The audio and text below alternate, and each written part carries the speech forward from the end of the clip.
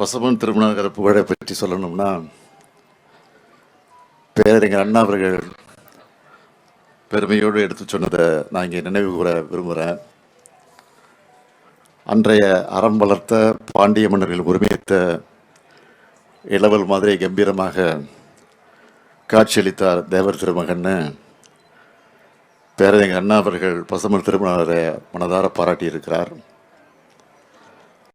1963ஆம் ஆண்டு பசுமன் அவர்கள் நிறைவேறிய போது பேரறிஞர் அண்ணா அவர்களும் தலைவர் கலைஞர் அவர்களும் அன்றைக்கு கழகத்திலே இருந்த மக்கள் தலைவர் எம்ஜிஆர் அவர்களும் லட்சிய நடிகர் SSR அவர்களும் இந்த பசும்பொண்ணுக்கு வந்து அஞ்சலி செலுத்தியிருக்காங்க. இன்னைக்கு ஏராளமான அரசியல் தலைவர்களும் பொதுமக்களும் வந்து பசுமன் திருமணகரின் நினைவை போற்றக்கூடிய இந்த நினைவிடத்தை 1969 பார்வையிட்டு 1974 மணிமண்டபமாக உருவாக்கி கொடுத்தவர் முத்தமிழறிஞர் தலைவர் கலைஞர் அவர்கள். பாம்பன் பாலத்தை கட்டிய நீலகண்டன் அவர்கள்தான் இதையும் கட்டியிருக்கிறார். அதே போல் PK மூக்கியாதேவர் அவர்களுடைய முயற்சியால் அமைக்கப்பட்டு மதுரையில் இன்றைக்கு கம்பீரமாக நின்று கொண்டிருக்கக்கூடிய தேவர் சிலை திறப்பு விழாவுக்கு அன்றைக்கு குடியரசுத் தலைவராக இருந்த BV கிரி அவர்களை அழைத்து கொண்டு வந்து அந்த விழாவிற்கு தலைமை வகித்தவரும் நம்முடைய முத்தமிழறிஞர் தலைவர் கலைஞர் அவர்கள்தான். பசுமன் திருமணனுடைய நினைவை போற்றக்கூடிய புகழை சொல்லக்கூடிய வகையில் தலைவர் கலைஞர் அவர்கள் செய்த முன்னெடுப்புகளை தலைப்புச் செய்திகளாக சிலவற்றை மட்டும் நான் இங்கே பெருமையோடு குறிப்பிட விரும்புகிறேன். மதுரை ஆண்டாள்புரம் பாலத்துக்கு முத்துராமலிங்க தேவர் பாலம் என்று பெயர் சூட்டினார். காரைக்குடி அழகப்பா பல்கலைக்கழக அந்த பல்கலைக்கழகத்திற்கு தேவர் பெயரால் 25 லட்சம் மதிப்பிலான அறக்கட்டளையை உருவாக்கினார்.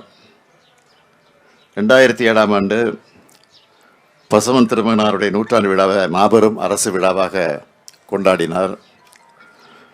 பசுமன் திருமண நினைவகத்தில் அணையா விளக்கை அமைச்சது, தேவர் இல்லத்தை 10 லட்சம் ரூபாயில் புதுப்பித்தது, 9 லட்சம் ரூபாயில் நூற்றாண்டு விழா வளைவு அமைத்தது, 9 லட்சம் ரூபாயில் புகைப்பட கண்காட்சி, 4 லட்சம் ரூபாயில் நூலகம், 5 லட்சம் ரூபாயில் முடி இறக்கக்கூடிய இடம், 5 லட்சம் ரூபாயில் பால்குட மண்டபம், 5 லட்சம் ரூபாயில் முளைப்பாரி மண்டபம், நினைவகத்தை சுற்றி இருக்கக்கூடிய சாலையை கல் சாலையாக்குனது தலைவர் கலைஞர் அவர்கள். இப்படி நிறைய செய்து பெருமைப்படுத்தியிருக்கிறார்.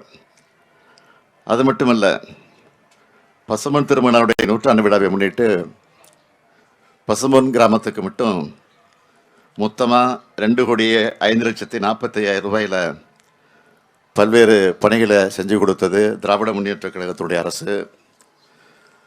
1989 மிகவும் பிற்படுத்தப்பட்டோர்னு புது இடஒதுக்கீடு உரிமையை உருவாக்கி கல்வி வேலைவாய்ப்பில் இந்த சமூக மக்கள் முன்னேற வாய்ப்பு ஏற்படுத்தி கொடுத்தவரும் தலைவர் கலைஞர் தான். கழக ஆட்சி முதலாக உருவானப்போ பல்வேறு சமூகங்களை சார்ந்த பிரமுகர்கள்லாம் தங்களுடைய மக்களுக்கான கல்வி மேம்பாட்டுக்காக கல்லூரிகளை தொடங்க திட்டமிட்டாங்க. அவை அனைத்துக்கும் அனுமதி வழங்கியவர் தலைவர் கலைஞர் அவர்கள்.